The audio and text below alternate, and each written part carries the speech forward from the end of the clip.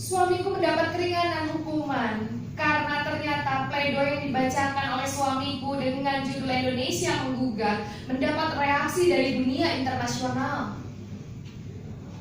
Sehingga banyak tuntutan kepada Belanda-Belanda itu untuk segera mengeluarkan Soekarno, yang mengatakan bahwa Soekarno bukan menjadi pemberontak, tetapi Soekarno dan kawan-kawannya adalah berupaya untuk memerdekakan bangsanya. Akhirnya karena desakan dunia internasional, hukuman suamiku hanya 2 tahun saja. Persis akhir tahun, suamiku keluar dari penjara Sukamiskin. Aku, putri angkat kami, Omi, Bung Ali Sastro Amijoyo, Mas Mansur, kami menjemputnya di depan penjara Sukamiskin. Aku menyambutnya dengan sangat bahagia. Iya, ayo urang uwih, Gus. Pasti Gus sudah kangen sama masakan ini ya. Ya, rumah kami kembali menjadi lengkap, menjadi ramai. Tetapi itu tidak berlangsung lama. Jangan sebut suamiku singa podium kalau hanya berdiam diri saja di rumah. Penjara-penjara itu tidak membuatnya kapok, justru membuatnya semakin beringas. Ada kekhawatiran dalam diriku. Aduh, kumaha kalau kamu teh ditangkap lagi, Kasep. Cik istirahat heula. Tidak apa-apa, Git. Bukankah kita sudah tahu dari resiko apa yang sudah kita lakukan?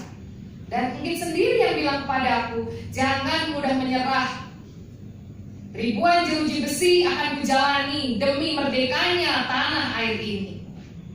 Kalau sudah bicara seperti itu, teh, geus hesek di bejaan. Ya apalah dayaku. Kembali aku menjalankan peranku sebagai istrinya, sebagai ibunya, sebagai sahabatnya, dan sebagai teman seperjuangannya. Semampuku. Betul firasat. Kali ini suamiku kembali ditangkap, tetapi tidak dijebloskan ke dalam bumi. Suamiku kali ini dibuang ke sebuah tanah pengasingan. Mungkin pikir Belanda itu, jeruji besi mah tidak akan mempan membuat suamiku kapok. Jadi yang membuat suamiku sedih adalah dijauhkan dari teman-teman pergerakannya. Makanya tanah pengasingan menjadi sebuah pilihan bagi Belanda-Belanda itu untuk menjauhkan suamiku dari kawan-kawannya. Sebuah tanah pengasingan bernama Ende. Di mana aku eta Ende? Ternyata di luar Pulau Jawa yang katanya sangat jauh sekali. Kusno terlihat cukup terpukul dengan kabar ini. Kali ini mungkin aku akan menyerah. Aing kos teh kumaha teh nyarios kitu Kasep. Aku akan dibuang, Git. Dibuang ke sebuah tanah pengasingan yang aku sendiri tidak tahu seperti apa di sana. Dan kau tahu bagaimana rasanya aku tidak bisa dijauhkan dari teman-temanku. Kusno, ini adalah resiko. Dan aku juga tidak mau mengajakmu, ibu, dan juga Omi anak kita. Karena aku tidak tahu apakah aku bisa kembali pulang ke tanah Jawa atau tidak. Mungkin saja aku bisa mati dibunuh mereka diam-diam di sana. Jangan berpikir buruk kepada hal yang belum terjadi, Kasep. Apa kita teh punya Gusti Allah? Kita akan ikut kemanapun engkau pergi, Kusno. Kau sungguh-sungguh dengan ucapanmu. Kita sudah bicara sama emak. Emak juga mau ikut. Mana bisa emak jauh melepaskan kamu sendirian. Emak teh sayang pisan sama kamu, Gus. Mungkin emak dan Omi akan menyertai. Manapun kau pergi, Gus, tong hari uang Kasep. Kusno menangis sesegukan malam itu. Mungkin ia merasa lega, sekaligus juga ia merasa cemas bagaimana nasib dia dan keluarganya di tanah pengasihan. Kami tiba di Ende. Di Ende seperti yang kami duga, sebuah tanah pengasingan yang sangat-sangat asing buat kami, dan tidak ada satupun yang mau menyapa kami karena mereka sudah diancam oleh Belanda-Belanda itu. Katanya jangan dekat-dekat dengan tahanan politik. Kalau ada yang berani dekat-dekat dengan tahanan politik ini, maka ia akan dianggap penjahat pula. Alhasil tidak ada warga sekitar yang mau berdekatan dengan kami walaupun kami sudah menyapa mereka selama mungkin. Tetapi takdir berkehendak lain. Berbulan-bulan kami tinggal di sana. Kami membuat pengajian, kami membuat kegiatan kesenian bernama Tonil. Iya, Tonil Kalimutu dibentuk oleh suamiku karena kegiatan politik yang tidak boleh. Belanda-Belanda itu tidak bisa melarang kami melakukan kegiatan keagamaan dan juga kegiatan berkesenian, karena itu kebebasan sebagai manusia. Kami mulai kerasan, tetapi duka menghampiri kami. Ibuku meninggal. Ibu Amsi terkena malaria. Saat itu Ende sedang terjangkit wabah malaria. Ibuku tidak bisa bertahan. Dan saat yang bersamaan, suamiku Engkus juga terkena penyakit malaria dan juga putriku Omi. Ketika emak meninggal, aku mulai putus harapan. Bagaimana kalau suamiku dan anakku juga tidak kuat bertahan? Akhirnya aku berusaha lewat sahabat kami yang saudagar sering berlayar ke Tanah Jawa menitipkan surat kepada Haji Hasan di Tanah Jawa agar mereka bisa mengatakan kepada para petinggi-petinggi Belanda di Tanah Jawa untuk memindahkan suamiku dari Ende. Entah kemana dia pindahkan, asal jangan di sini, di wabah yang sedang menyerang ini betapa berbahaya. Surat dariku yang ditulis oleh pembantuku mendapat respon. Tidak lama datang surat balasan yang memindahkan kami sekeluarga ke tanah pengasingan baru yang bernama Bengkulu. Ada kelegaan di dalam diriku. Setidaknya Bengkulu katanya lebih dekat dengan Pulau Jawa. Setelah Kusno cukup pulih, kami pindah ke Bengkulu. Iya, Bengkulu yang ternyata mengubah hidupku dan suami.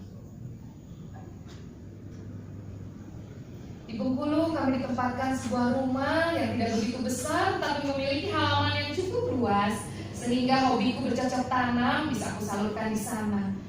Aku mengajak orang-orang di sana untuk berkebun. Kemudian kami berdekatan dengan masyarakat dan lagi-lagi suamiku lakukan kegiatan berkesenian membuat tonil. Setidaknya kami bisa mengisi waktu kami untuk bisa berdekatan dengan masyarakat sehingga suamiku bisa tetap bersemangat. Dan suamiku mendapatkan kesempatan untuk mengajar di sebuah sekolah Muhammadiyah di sana. Beberapa saat memang kehidupan kami mendapatkan sebuah ketenangan seperti normal adanya, seperti kami tidak merasa sebagai di tanah pengasingan, sedang tidak merasa menjadi tahanan politik. Suamiku kembali bersemangat karena dia bergelut di dunia pendidikan, dan aku senang melihat suamiku berbahagia menjalani kehidupannya.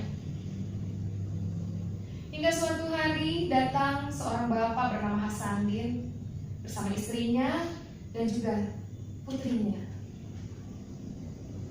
Pak Hasandin datang bersama ibu dan seorang putri yang bernama Fatma. Fatma seusia dengan Omi dan sangat supel sekali. Baru berkenalan saja mereka sudah bisa berbicara akrab, sudah bisa bercanda dan tertawa-tawa di ruangan sebelah. Dan aku cukup bahagia melihat Omi karena selama ini kurasa Omi membutuhkan teman sebaya dengan dia. Pak Hasandin Selain bersilaturahmi, juga menyatakan niatnya bahwa Fatma ingin bersekolah, katanya, di sekolah Muhammadiyah di sini. Lalu aku tanpa berpikir panjang menawarkan, "Sudah Pak Hasan, Bu Hasan, tinggal saja Omi bersama kami di sini. Omi seusia anak kami. Ya, Omi anak kami seusia dengan Fatma.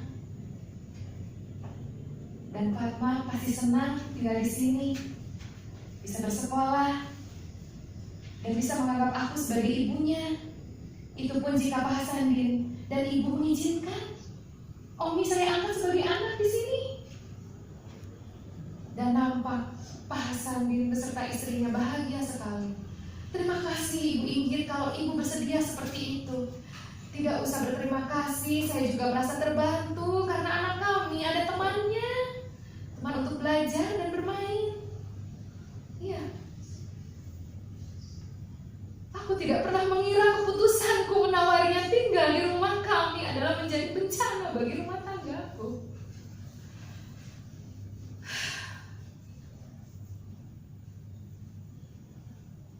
Demikianlah takdir berbicara.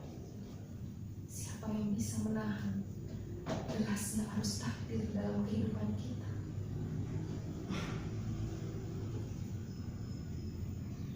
Suatu hari Kusno berkata kepadaku, "Inggit, Omi, anak kita ini anak yang cerdas.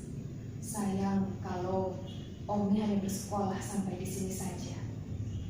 Aku berencana untuk mengirimkan Omi ke taman siswa di Jogja. Bagaimana menurut mungkin?" "Iya Kus, Omi anak yang cerdas, pintar.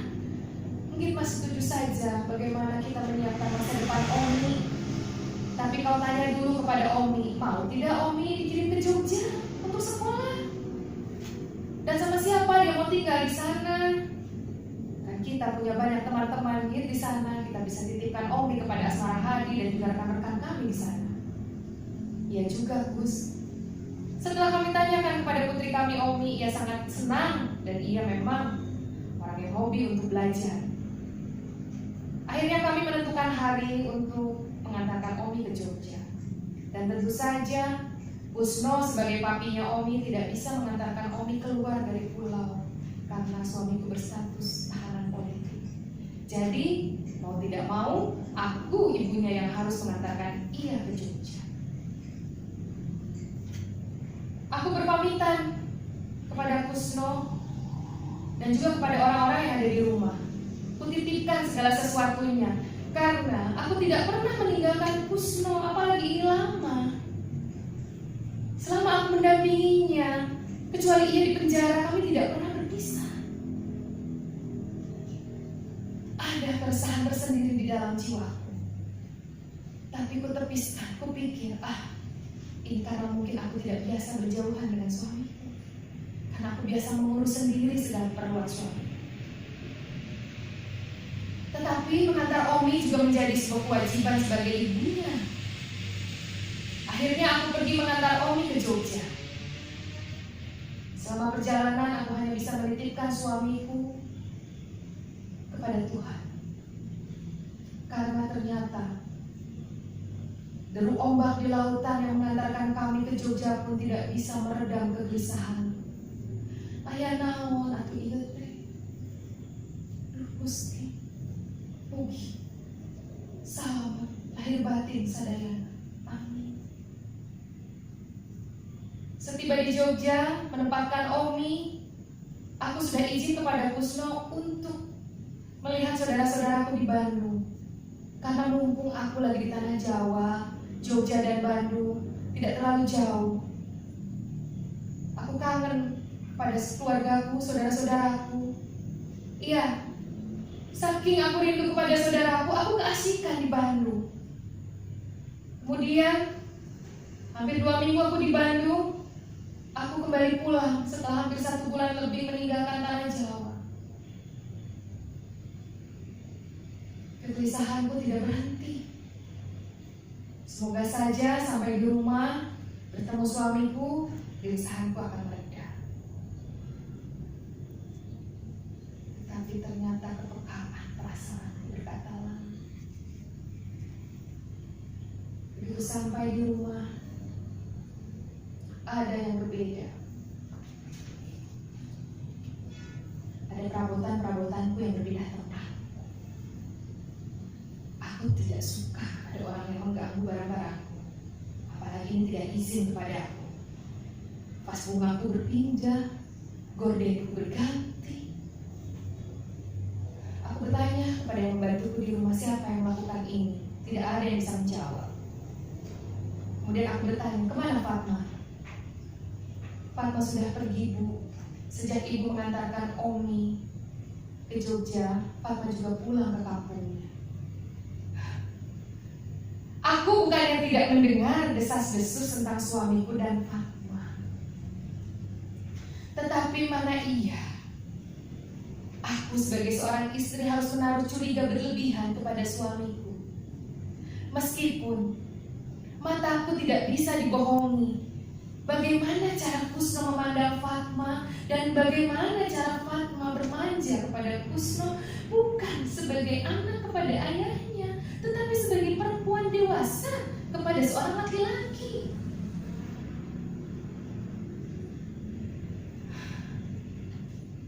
Aku tidak mau hanya termakan perasaanku sendiri. Aku harus membuktikan ini. Iya, tapi aku tidak tahu antara aku takut mendapatkan bukti nyata dan juga aku takut berprasangka buruk kepada suamiku sendiri dan takut prasangka-prasangka itu menjadi kenyataan.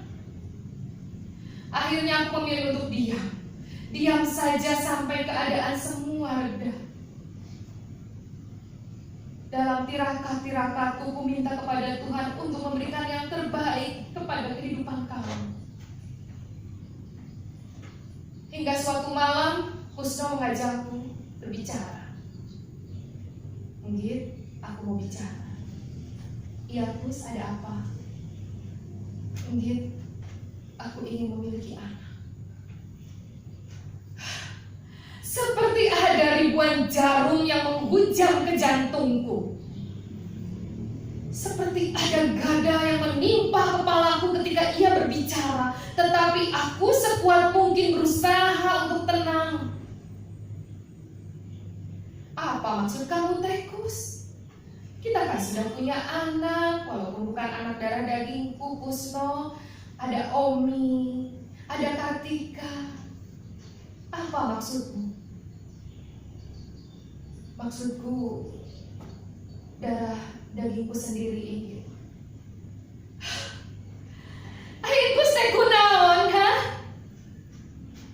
Kurang apa aku selama ini mendampingimu?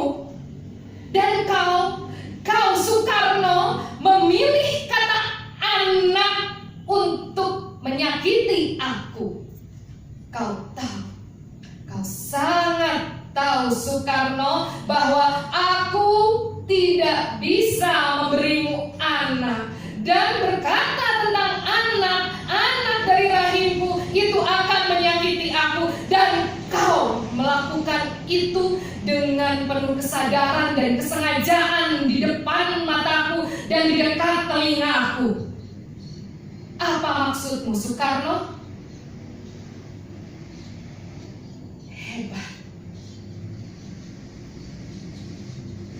Hebat menyakitiku dengan sangat telak.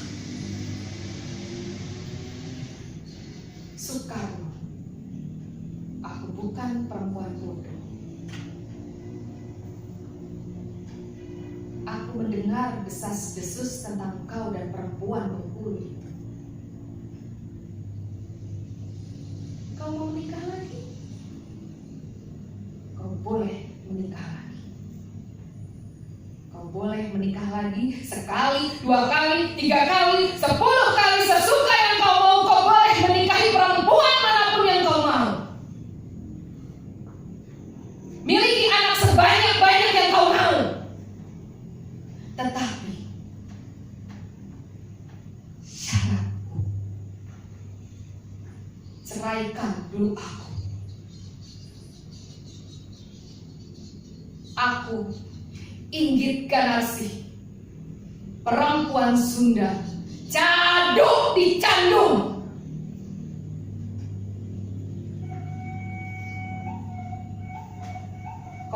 berkah lagi Kusuma.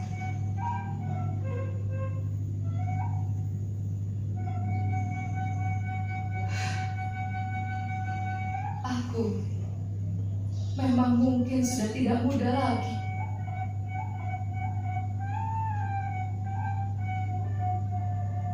Aku mungkin sudah kehilangan menjadi perempuan yang bergairah di mata suamiku. Tetapi kenapa harus dengan cara seperti ini Kusno kau menyakiti aku? Kenapa Kus? Kurang bagimu kesetiaanku. Perkataanmu luar biasa Kusno.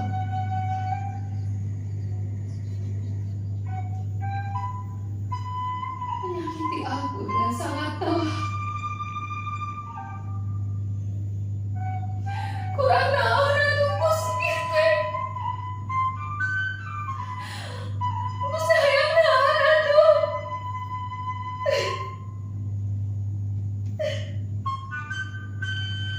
Benar tuh istri kau baik. Tenang, Irfan. Tapi ceraikan dulu aku. Aku tidak mau dipadu Kusno. Aku tahu sebagai perempuan aku tidak sempurna karena tidak bisa memberimu anak.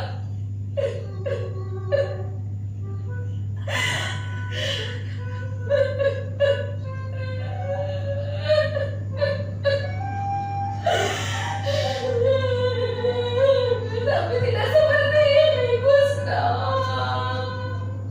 Bisakah kau menunggu sampai kita kembali ke Bandung setidaknya? Kau baru menyatakan ini. Kenapa di tengah-tengah perjalanan, di tengah tugasku belum selesai? Tidak bisakah kau menahan keinginanmu itu, Kusno? Berikan kesempatan aku menyelesaikan tugasku mendampingimu hingga di gerbang kemerdekaan. Setelah itu kau boleh melakukan apapun yang kau inginkan.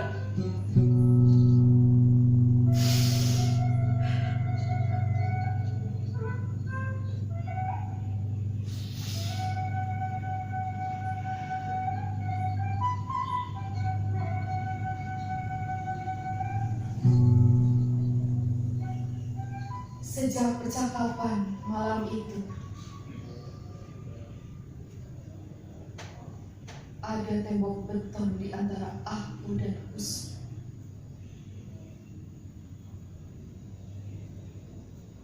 Aku terlalu sakit. Meskipun aku memaklumi keinginannya sebagai seorang lelaki normal yang ingin memiliki anak. Ya, seperti ini jalan hidupku.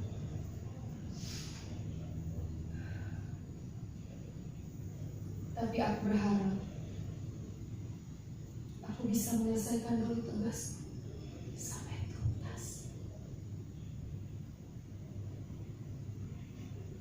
Kerenggangan kami semakin menjadi. Di tengah-tengah prahara yang sedang mengunjang rumah tanggaku, tiba-tiba aku dengar Jepang datang. Jepang datang, kemudian Belanda kocar-kacir. Berganti kali ini Jepang yang menguasai tanah ini. Tetapi ada kabar baik. Kami kembali ke tanah Jawa. Iya, Jepang ingin melakukan diskusi-diskusi, melakukan diplomasi, propaganda bersama suamiku. Jepang sangat tahu betapa suamiku pengaruhnya begitu besar. Dan aku penuh harapan. Perginya kami dari tanah Bengkulu ini, semoga bisa memperbaiki keadaan rumah tangga kami. Setelah melalui perjalanan yang cukup berat, melewati hutan belantara, Aku masih menguatkan hatiku, membulatkan tekadku untuk tetap menjadi seorang inggit, seorang istri dari seorang Soekarno. Aku tetap melayaninya, mengurusnya, dan tentu saja semarah-marahnya aku kepada Kusno, aku tidak pernah berhenti mendoakan. Karena ini bukan hanya tentang Kusno, ini tentang tanah air kami yang sedang kami perjuangkan. Tiba di tanah Jawa, kami sudah disambut oleh Hatta dan kawan-kawan perjuangan lainnya. Kami ditempatkan di sebuah rumah yang cukup besar di Pegangsaan Timur. Ya, kegiatan mulai nampak normal kembali. Suamiku disibukkan dengan rapat-rapat dengan Belanda-Belanda dan juga Jepang-Jepang itu. Dan kali ini betul-betul Jepang-Jepang itu menguasai. Jepang-Jepang itu menjanjikan kemerdekaan bersyarat kepada Soekarno-Hatta yang ditunjuk untuk mewakili pergerakan ini. Hingga suatu hari aku melihat dan menyadari sudah berhari-hari ini suamiku tidak nyenyak tidurnya, tidak lahap makannya, dan mukanya nampak sekali murung. Begitu pulang ke rumah, tengah malam ia langsung tidur. Pagi-pagi ia sudah kembali beraktivitas dari rapat yang satu ke rapat yang lain. Kupikir kehilangan nafsu makan suamiku, tidak bisa tidur nyenyaknya suamiku karena rapat-rapat dengan Jepang yang melelahkan itu. Hingga suatu hari aku menemukan sepucuk surat. Aku tidak tahu itu surat isinya apa karena aku tidak bisa membaca. Maka aku minta orang yang berada di rumahku untuk membacakan. Perempuan Bengkulu itu yang mengirim surat. Kupikir sudah selesai, ternyata tidak. Suratnya berisi sebuah permohonan dan pertanyaan. Bapak, apakah Bapak benar-benar akan melamar Fat? Karena di sini Fat akan segera dijodohkan dengan lelaki pilihan orang tua Fat. Ini rupanya yang membuat suamiku bermuram durja, kehilangan semangat hidupnya. Dan kali ini sudah kering air mataku. Hari ini tugasku hanya berdamai dengan keadaan. Tetapi setidaknya sesaat lagi aku harus bersabar. Kemerdekaan sudah di depan mata. Tetapi aku berpikir kembali. Bagaimana mungkin kemerdekaan ini akan tercapai jika Soekarno-nya seperti ini, kehilangan semangat? Apakah aku harus benar-benar menyetujui pernikahannya dengan perempuan Bengkulu itu supaya suamiku kembali mendapatkan semangatnya dan memerdekakan tanah air ini? Jika memang seperti itu, aku yang harus bisa melepasnya.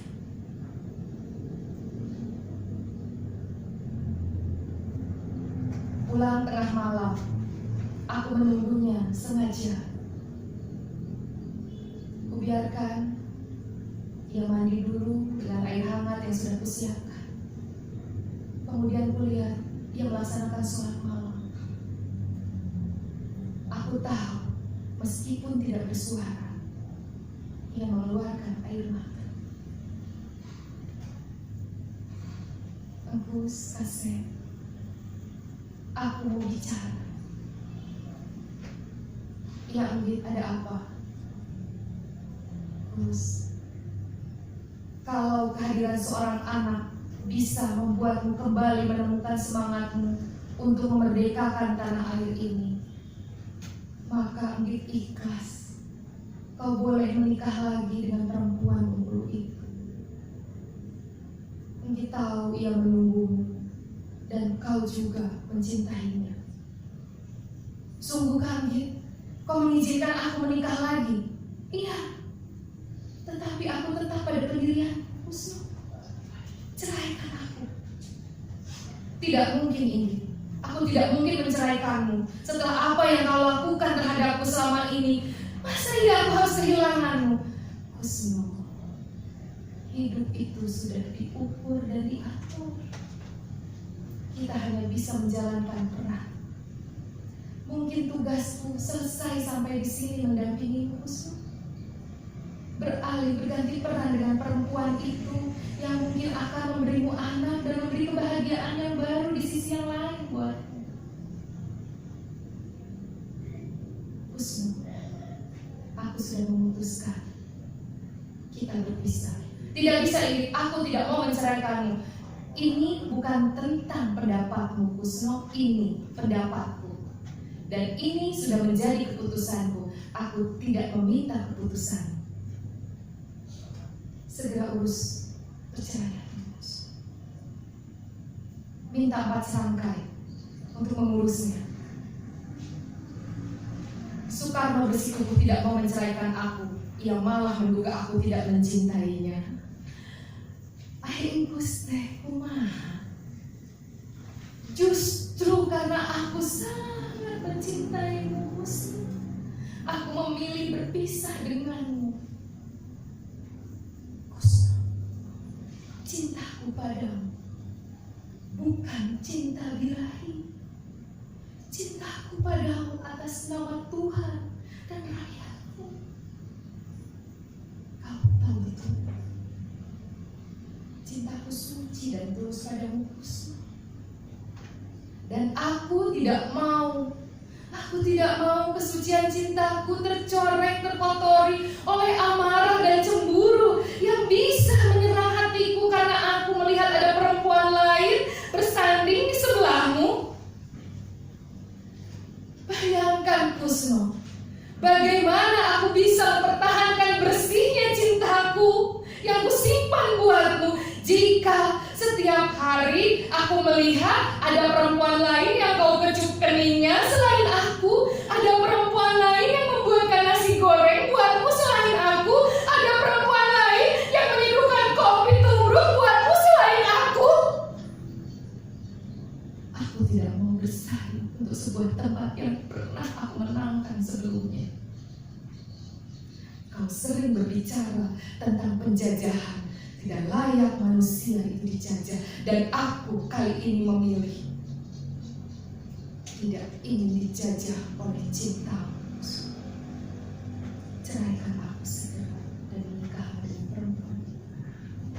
Ini sudah menjadi keputusan.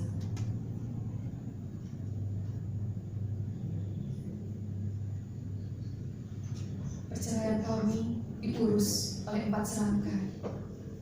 Meskipun sebelumnya mereka protes terhadap. Iya. Hatta bertanya kepadaku, "Cek, bisakah tidak keras kepala?" Bung Hatta, kau sudah tahu bagaimana aku. Aku bisa menjadi perempuan yang lembut, tapi di sisi lain aku keras dengan prinsipku. Mas Mansur kemudian membujuk Bung Karno, "Bung, pikirkan berkali-kali kau mau menceraikan Cik Inggit. Karena ia bukan hanya sekedar istrimu, tapi ia ibu buat kami semua. Kau ingat, ketika kita tidak punya apa-apa, kita tidur di rumahnya, kita yang memberinya makan." Aku yang mendengar mengatakan, "Sudah, tidak perlu diungkit lagi, Mas Mansur. Aku sudah menandatangani takdirku dan cukup sampai di sini." Cintaku tetap menyala, air mataku sudah kering, dan aku sudah bisa berdamai dengan takdir. Kus, Inggit pamit. Inggit pulang ke Bandung. Kusno mengantarku ke Bandung. Rumah Haji Anda, karena rumah kami di Ciakel sudah kami jual waktu kami mau ke NT, karena tidak tahu kapan kami akan pulang atau tidak. Dan kami saat itu memang tidak punya uang.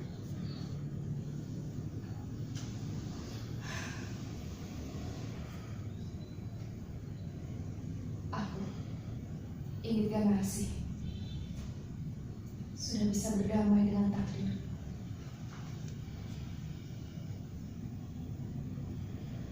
Bukan aku tidak mencintainya, tetapi karena cintaku yang begitu besar bagi Soekarno, bagi pergerakan ini, dan harapan kemerdekaan bagi tanah air kami. Tidak ada yang perlu disesali. Iya,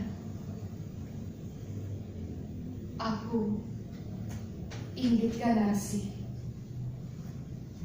memilih menjadi air yang jatuh dari langit, meresap ke dalam tanah, hilang, tak terlihat.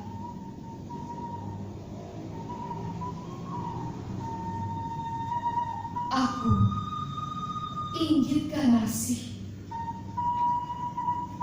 tidak perlulah orang ingat kepada apa yang pernah aku lakukan, karena cukup aku menorehkan kisahku kepada langit dan bumi. Setidaknya aku sudah menjalankan dharmaku mendampingi seorang Soekarno, mendampingi dalam masa-masa tersulitnya, menempanya menjadi seorang yang begitu kuat. Tidak ada yang kusesali, karena janjiku bukan hanya kepada Soekarno, tetapi janjiku kepada Tuhan, kepada semesta. Jika kelak ada yang bertanya di mana aku, katakan, aku ada di udara yang kalian hirup. Aku ada di air yang mengalir. Aku ada di rindang daun pepohonan. Aku ada. Aku tidak kemana-mana. Cukup kebahagiaanku pada akhirnya bisa mendengar Indonesia merdeka. Cukup bagiku bisa mendengar Indonesia Raya berkumandang di mana-mana. Cukup bagiku melihat sangsaka merah putih berkibar dengan gagah di bumi Nusantara. Cukup bagiku. Cukup. Jangan sia-siakan apa yang sudah kami perjuangkan. Jangan sia-siakan apa yang sudah kami bayar dengan darah dan air mata. Jaga, merdekalah selalu jiwa dan raga kita. Aku, Inggit Ganarsi, memilih menjadi air.